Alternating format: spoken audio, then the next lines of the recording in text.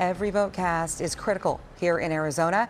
It's why election officials want to make sure everyone has their voice heard. So this is awesome. Maricopa County hosting a mock election this week for voters on the autism spectrum and also for people part of the disabled community. This is where we bring in our Jordan Bonke joining us live. And Jordan, the goal here is to help everyone really understand the process. Good morning. Yeah, good morning to you guys. This is an educational event and a mock election. It's called Vote the Spectrum. It's for people with autism, intellectual or developmental disabilities. And on hand, our Secretary of State, Adrian Fontes, reminding everyone part of this event that they too have the right to vote. In this political climate, there's countless places to get information on who to vote for, even how to vote in Arizona. He's listening to the options through the earphones. That path to the ballot box for those with autism, intellectual or developmental disabilities can be overwhelming.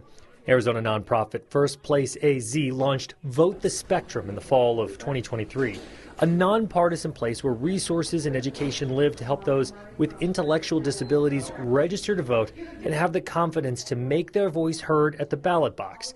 Denise Resnick is the CEO and president of First Place AZ. Our goal is to ensure that we register 10,000 voters. These are people with autism and other intellectual developmental disabilities. These are family members and caregivers and educators and medical professionals and people who form a more perfect union. So no better way to prepare for Election Day than to practice the process.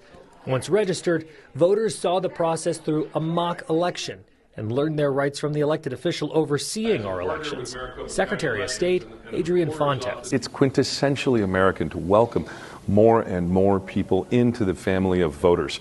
Women, people of color, indigenous Americans, and now voters with some neurodivergence who are able to make these decisions. We want to welcome all our American voters into the act and the right of voting.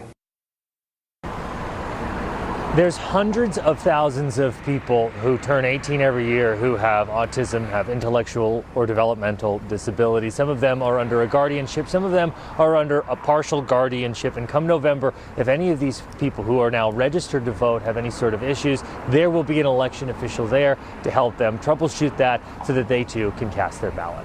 We're live outside Maricopa County headquarters, the election headquarters. Jordan Bonke, ABC 15, Arizona. It's going to get busy the closer we do get to Election Day, and it's great to see more inclusion and the importance of that. Every vote matters. Thanks, Jordan. We do have an